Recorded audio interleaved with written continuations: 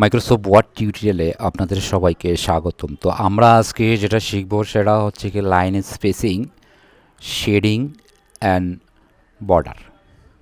তো চলুন কথা না বাড়িয়ে শুরু করা যাক।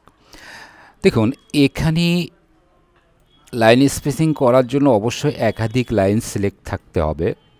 একাধিক লাইন সিলেক্ট থাকা অবস্থায় লাইন স্পেসিংয়ে আসবো, এসে যদি আমরা 1.5 করে দিই তাহলে লাইনের স্পেসিং কিন্তু বাড়বে।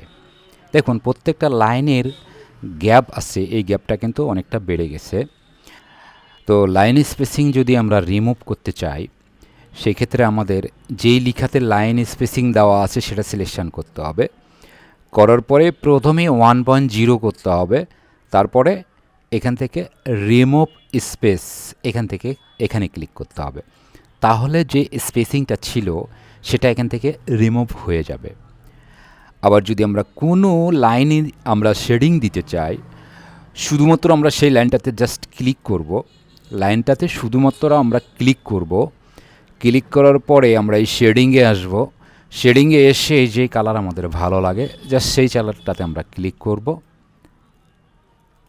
দেখুন, এই লাইনটি কিন্তু শেডিং হয়ে গেছে। আবার যদি আমরা এখানে ক্লিক করি, করার পর আবারও শেডিং আসবো, অন্য একটা কালার দিব। দেখুন, শেডিং হয়ে গেছে। এখন যদি চাই যে শেডিং এখান থেকে আমরা রাখবো না, তো যেই লাইনটাতে আমরা শেডিং দিয়েছি সেই লাইনটাতে ক্লিক করব। করার পরে আবার ওই শেডিংয়ে এসে আমরা এখানে নো কালারে ক্লিক করব, তাহলে শেডিং কিন্তু রিমুভ হয়ে যাবে। আবার এখানে আসলাম, এসে আমরা এখান থেকে শেডিং এসে জাস্ট একটা নো কালারে ক্লিক করব, শেডিং এখান থেকে চলে যাবে। এরপর ধরুন এখানে একটা লাইন আছে, লাইনটাতে আমরা বটম বর্ডার দেব, মানে নিচ দিয়ে একটা বর্ডার দেব। তো যে লাইনটাতে আমরা নিচ দিয়ে বর্ডার দিব সেই লাইনটাতে ক্লিক করতে হবে। করার পরে বর্ডারে আসতে হবে। বর্ডারে এসে যখন ক্লিক করব, বর্ডারের অনেকগুলো ফাংশন এখানে আছে, সেগুলো বের হয়ে আসবে। সেখান থেকে আমরা প্রথমে যেটা দেখতে পাচ্ছি বটম বর্ডার। বটম বর্ডার দিলে লাইনটার নিচ দিক দিয়ে একটা বর্ডার হবে। আবার যদি আমরা এখান থেকে আউটসাইড বর্ডারে ক্লিক করি, তাহলে লাইনটার চারদিক দিয়ে একটা বর্ডার তৈরি হবে। আবার যদি বর্ডারটাকে আমরা না রাখতে চাই, বর্ডার আমরা এখানে রাখতে চাচ্ছি না, সেই ক্ষেত্রে যে লাইনটাতে আমরা বর্ডার দিয়েছিলাম সেখানে ক্লিক করব। করার পরে বর্ডারের এই ছোট্ট বিন্দুতে এসে আমরা নো বর্ডারে ক্লিক করব।